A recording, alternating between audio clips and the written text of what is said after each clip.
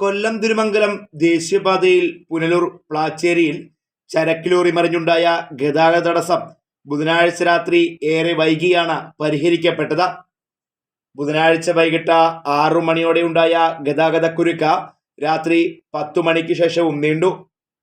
തമിഴ്നാട്ടിൽ നിന്നും കേരളത്തിലേക്ക് പാറപ്പൊടി കയറ്റി വന്ന ലോറിയാണ് പ്ലാച്ചേരി ഇറക്കമിറങ്ങവേ നിയന്ത്രണം വിട്ട് മറിഞ്ഞത്.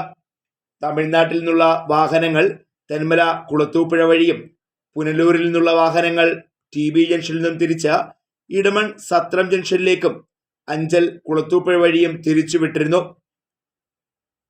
എന്നാൽ പുനലൂർ, പത്തനാപുരം, പത്തനംതിട്ട ഭാഗങ്ങളിലേക്കുള്ള ചരക്ക് വാഹനങ്ങൾ മണിക്കൂറുകളാണ് ബ്ലോക്കിൽ കാത്തുകിടന്നത്.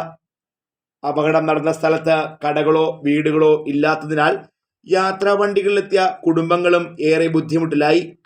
സമാന്തര പാതകളിലൂടെ വലിയ വാഹനങ്ങൾ കടത്തിവിട്ടത് അവിടെയും ഗതാഗതക്കുരുക്കിന് കാരണമായി. സംഭവ സ്ഥലത്തെത്തിയ പോലീസും നാട്ടുകാരും മറ്റ് വകുപ്പധികൃതരും ചേർന്നാണ് രാത്രി 10 മണിക്ക് ശേഷം ചെറിയ തോതിലെങ്കിലും വാഹനം കടത്തിവിടുവാനുള്ള സൗകര്യം ഒരുക്കിയത്.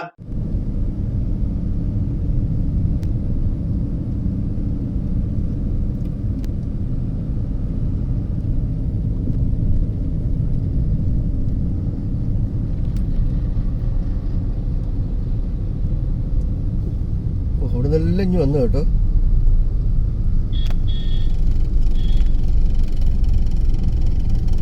Fox TV news bureau, Punalur.